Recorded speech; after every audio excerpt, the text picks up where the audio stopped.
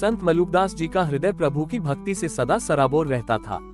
एक बार उनके मन में जगन्नाथपुरी जाकर भगवान नीलमाधव जगन्नाथ जी के दर्शन करने की तीव्र इच्छा जागी। उस समय यातायात के साधन नहीं थे, भक्त पैदल ही लंबी यात्राएं तय करते थे। मलुकदास जी भी अपनी लाठी लेकर जय जगन्नाथ जपते हुए पैदल ही चल पड़े। कई दिनों तक निरंतर चलने के कारण मलुकदास जी का शरीर थककर चूर हो गया। उनके पैरों में गहरे छाले पड़ गए थे और भूख प्यास से गला सूख रहा था। चलते चलते एक समय ऐसा आया जब उनके पैर आगे बढ़ने से इनकार करने लगे। वे एक घने वृक्ष की छाया में बैठ गए। वहां उनके मन में एक विचित्र भाव जागा। उन्होंने सोचा, प्रभु तो घट घट वासी हैं।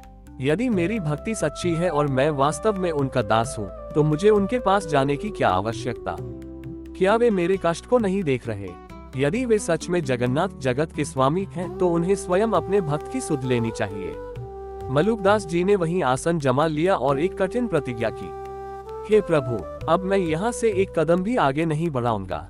यदि आप वास्तव में साक्षात हैं और मुझसे प्रेम करते हैं, तो आपको स्वयं यहाँ आकर मुझे दर्शन देने होंगे और मेरी क्षुधक भूख शांत करनी होगी। मैं हाथ फैलाकर कुछ नहीं मांगूंगा, आप स्वयं देंगे तो ही ग्रहण करूंगा। वे आंखें मूंदकर ध्यान में लीन हो गए। दोपहर बीती, शाम ढली, लेकिन मलुकदास जी अपनी जगह से टस से मस नहीं हुए।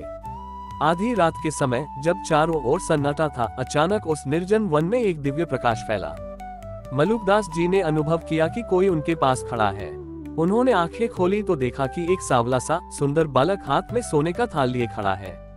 उस थाल में गर्मा गर्म भात, चावल, दाल और सुगंधित प्रसाद था। बालक ने बड़े प्रेम से कहा, बाबा, आप बहुत थके और भूखे हैं। जगन्नाथ जी ने आपके लिए यह महाप्रसाद भेजा है। उठिए और इसे पा लीजिए। मलुकदास जी ने मुस्कुराकर पूछा, बेटा, तू कौन है और इतनी रात को जंगल में अकेले क्यों आया? बालक बोला, मैं मंदिर का सेवक हूँ, प्रभु की आज्ञा टाल नहीं सकता। उन्होंने कहा कि मेरा मलुक भूखा बैठा है, उसे यह प्रसाद दे आओ। मलुकदास जी ने तृप्त होकर भोजन किया। बालक ने कहा, बाबा, अब आप विश्राम करें, मैं ये थाल लेकर जाता हूँ। लेकिन मलुकदास जी की झपकी लग गई और जब उनकी आंख खुली तो न वह बालक था और न ही वह स्वर्ण थाल। अगले दिन सुबह जब पुरी के मंदिर के कपाट खुले तो पुजारी और पहरेदार सन्न रह गए। भगवान के भोग लगाने वाला स्वर्ण थाल गायब था। पूरे नगर में शोर मच गया कि किसी ने मंदिर में चोरी की है। राजा ने सख्त आदेश दिए कि चोर को तुरंत पकड़ा जाए।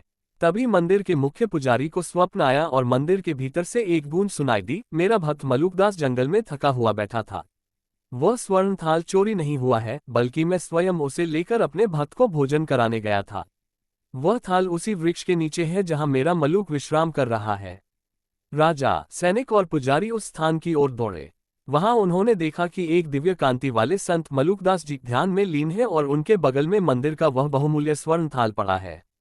जब मलुकदास जी की समाधि टूटी तो उन्होंने देखा कि हजारों लोग उनके चरणों में झुके हुए हैं। राजा ने उनसे क्षमा मांगी। मलुकदास जी की आंखों से अश्रु बहने लगे। उन्हें समझ आ गया कि कल रात वह बालक कोई और नहीं, स्वयं साक्षात जगन्नाथ जी थे। ये कथा सिद्ध करती है कि भक्ति में जब अहम मिट जाता है और पूर्ण शरणागति आ जाती है, तो भक्त को भगवान के पास जाने की जरूरत नहीं पड़ती, बल्कि ईश्वर स्वयं भक्त की खोज में निकल पड़ते हैं। इसी भाव को मलुकदास जी ने अपने अमर दोहे में पिरोया है। अजगर करे न चाकरी, पंछी करे न काम, दास मलुका कह गए, सबके दाता राम।